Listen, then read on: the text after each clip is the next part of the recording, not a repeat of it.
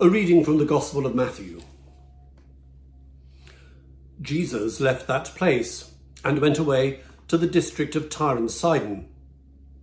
Just then a Canaanite woman from that region came out and started shouting, "Have mercy on me, Lord, Son of David. My daughter is tormented by a demon." But he did not answer her at all.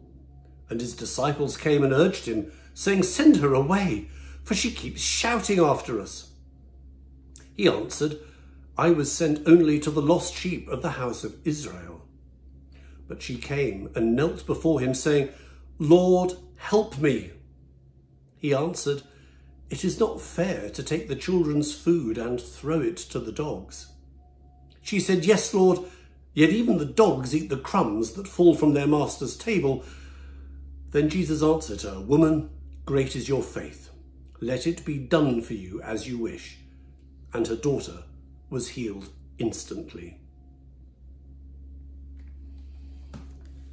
Nobody likes people who make a scene.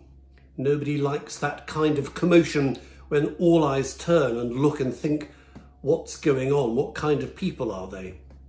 That's true, I think, for Episcopalians like us. We like good order and decency in churches, but we're not the kind of people generally who like to make a fuss. And if that's true of Episcopalians here in the States, I can assure you it's even more true back home in my native England. Clearly, Jesus' disciples were rather like that, perhaps even Jesus himself, because we've just heard a very extraordinary story from Matthew's Gospel. We've just heard, in its way, perhaps the most significant story that happens in the course of Jesus' teaching ministry. A woman appears who clearly, in some ways, isn't supposed to be there. She is not the intended beneficiary of Jesus' teaching. "I have come," he says, "only for the lost sheep of the house of Israel." But this woman is no Israelite. This woman is not a Jew, but a Gentile, a Canaanite woman. And she's desperate enough to cause the kind of embarrassing scene that none of us really enjoy encountering. "Send her away," say the disciples. "She's causing a scene. Everyone's looking at us." And at first Jesus pays her no heed. But then they have that extraordinary, quick-witted exchange.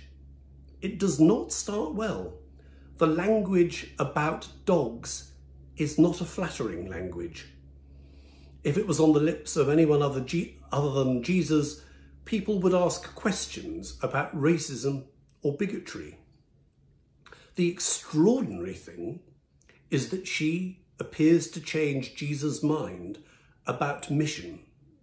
"I have come only for the lost sheep of the house of Israel," says Jesus.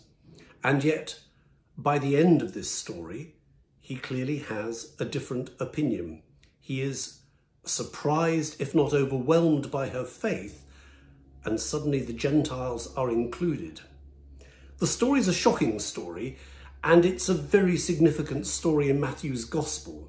Matthew's Gospel is full of tensions between Judaism and the Gentile world.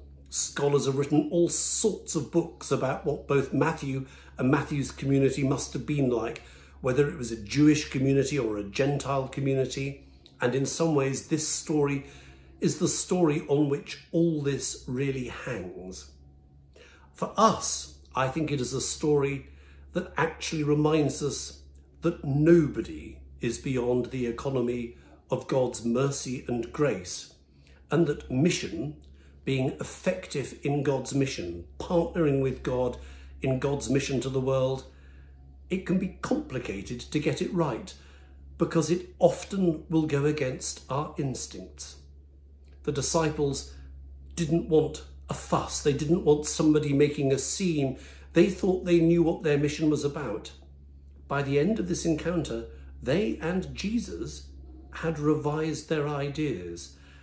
If we can say that of the founding saints of the church, and if we can say that of Jesus, we have to make sure that we are capable about saying it of ourselves, and we must make sure that we are always capable of having the biggest vision possible on behalf of God's mission to the world, so that we can properly play our part in building God's kingdom here on earth.